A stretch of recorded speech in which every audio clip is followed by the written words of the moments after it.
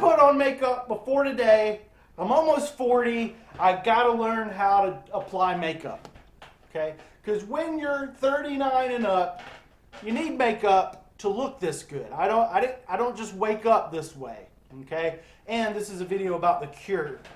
So, no, they are not one and the same meaning, but watching Joker, Folie A Deux, directly before listening to this Cure album, it definitely made me enjoy the record way more, be it for good or bad reasons. I got clown makeup on my hands, you feel me? Not guilty by reasons of not being there.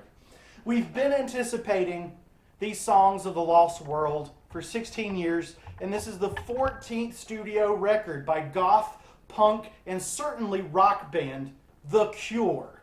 All songs and music are from the brain. They're the brain creation of Smobbert Riff, and they've been percolating up there for a substantial period of time. Smobbert had a bunch of songs in 2019 and had kind of been toying around with several records worth of material ever since, but now they are finally ready to ingest and then digest in 2024. Songs for the Lost World toys with album and song lengths in a way that's both risky and well executed, with 8 really expansive songs. The album is 49 minutes and 15 seconds long and not a second longer, but the way that Robert crafts this coral reef of an experience, it's both full and breezy to listen to in the same breath. I've got to be honest, I went into this with some expectations. I expected a very, let's just use the term artsy-fartsy, or maybe even a pretentious album from The Cure. And that is not an insult. Pretentious can be well done. Like I'm trying to do now. But Songs for the Lost World, just like its length, it kind of does a spectacular balancing act in the nuances of popular music and Robert Smith just having an artistic vision that he has put nearly 2 decades of thought into. Even though a lot of these songs are newer, it's been a process, right? This album was birthed from a lot of years of experimentation and maybe some failures and successes in the recording process. Sometimes you need to record a bunch of stuff. Sometimes you got to do take 2, right? I could learn from that.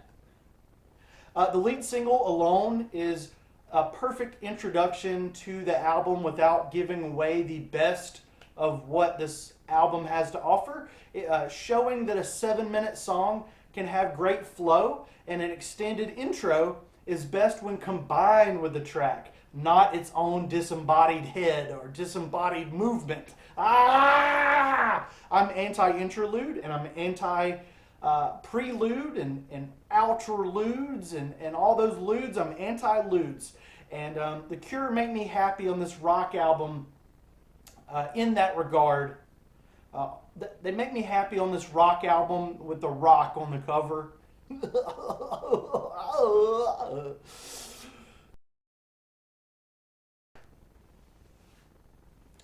And Nothing Is Forever is even longer and lyrically calls back to Love Song. However far away, I will always love you.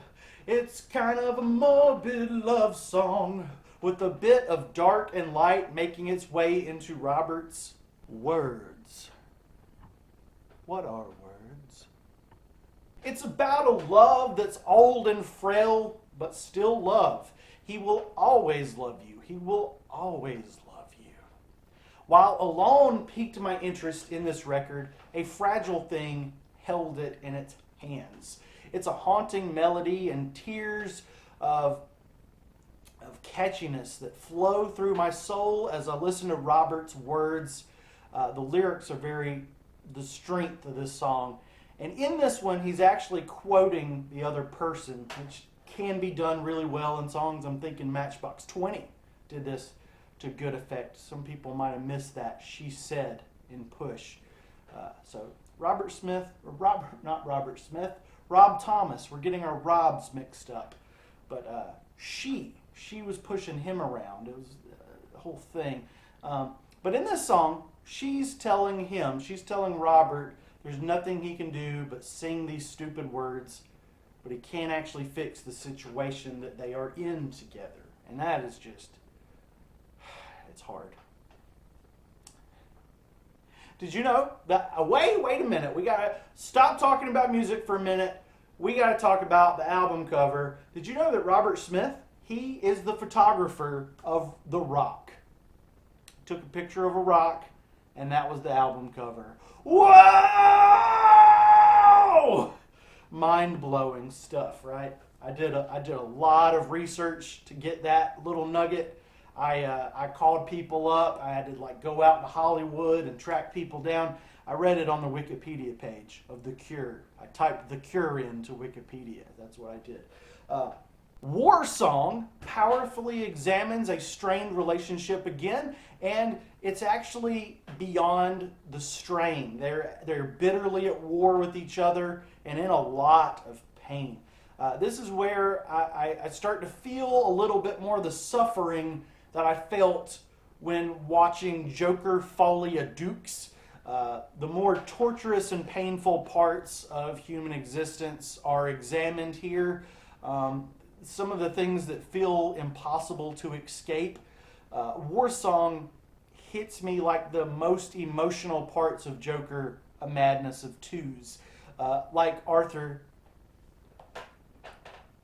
standing out, and it wasn't a perfect movie, but when Arthur's standing out in the yard at the prison, weeping and laughing uncontrollably at the thought of his own death, his own demise, his own execution. Oh, excuse me. His own unaliving. I'm sorry. As he's standing out there, he's sobbing in laughter. He's sobbing in tears. How does that make you feel, man? They're going to fry you.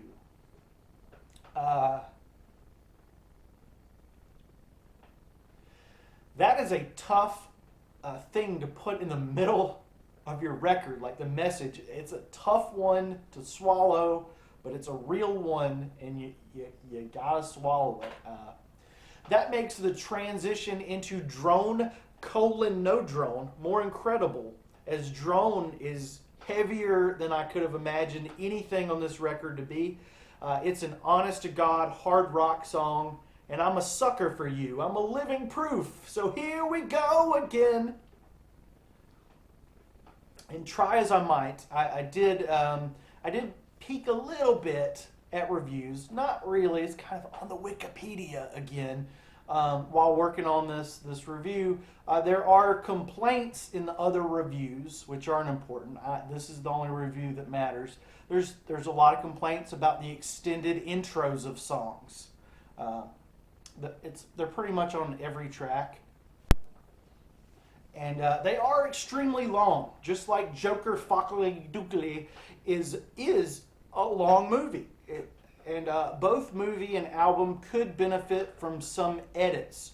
But unlike Joker Dos, this album doesn't really need anything added to it after you trim the excess minute-long intros. The songs themselves are spectacular, even as Mr. Smith takes his time getting to the point, getting to the message. I think he does really good. That's where it is artsy-fartsy, and I think it needs to remain that way. The messages are so relatable and dark, kind of happy all at the same time. I Could Never Say Goodbye is perhaps the most personal track, like in a really deeply personal way, on a record full of deeply emotional, raw material. And it's some of the best that The Cure has served up in many a decades. My son was checking out this album as I wrote this review. He's a little Gen Alpha kid, and he said the cover looks like a fish mouth. I think it looks like a human mouth. That's completely relevant to what we're talking about here today. In the song, partly inspired by stargazing with his father during the Apollo 11 launch in 1969, focusing, the lyrics focus on aging and growing up, and kind of circles back to lyrics earlier in the record, building a theme across the entire project of being alone, being abandoned, and creating that atmosphere through songs. The music is all that Robert has, but music is so delectable. Songs of a Lost World is a 4.13 out of 5.